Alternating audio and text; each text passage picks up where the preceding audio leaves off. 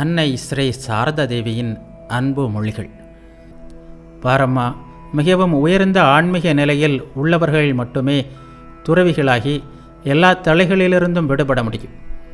சிலர் உலக இன்பங்களை அனுபவிப்பதற்கு என்றே பிறக்கிறார்கள். இன்பங்களையெல்லாம் அனுபவித்து தீர்த்து விடுவதுதான் நல்லதென்று நான் சொல்கிறேன். திருமணம் செய்து கொள்ளாமல் மடத்தில் வாழ நினைக்கிறான். ஒருவேளை சிரமப்படாமல் வாழலாம் என நினைக்கிறானோ என்னவோ. சிரமங்களையும் கஷ்டங்களையும் அனுபவித்தும் இறைவனை விடாமல் பற்றி இருப்பவர்கள் கட்டாயமாக அவரை பெறுவார்கள்.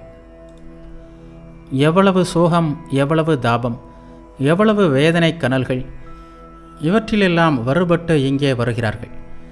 குருதேவர் அல்லாமல் வேறு யார் அவர்களின் வேதனை தீயை அணைப்பார்கள்?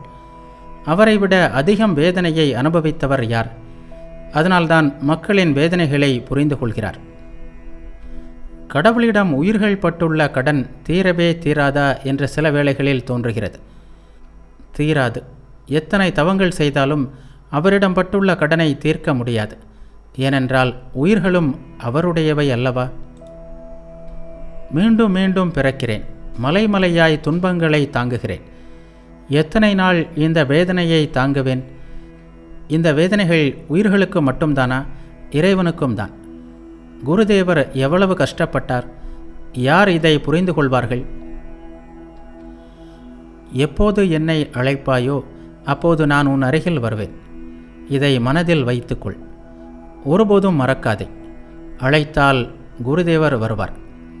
கல்பத்தரு அல்லவா அவர்? ஒரே சந்திரன் தினம்தோறும் உதைப்பதில்லையா? இறைவனால் தப்ப முடியாது. அவர் பக்தர்களிடம் பிடிபட்டு விட்டார். உயிரினங்கள் அனைத்தும் அவருடையவை. அவர் கவனிக்காவிட்டால் யார் கவனிப்பது?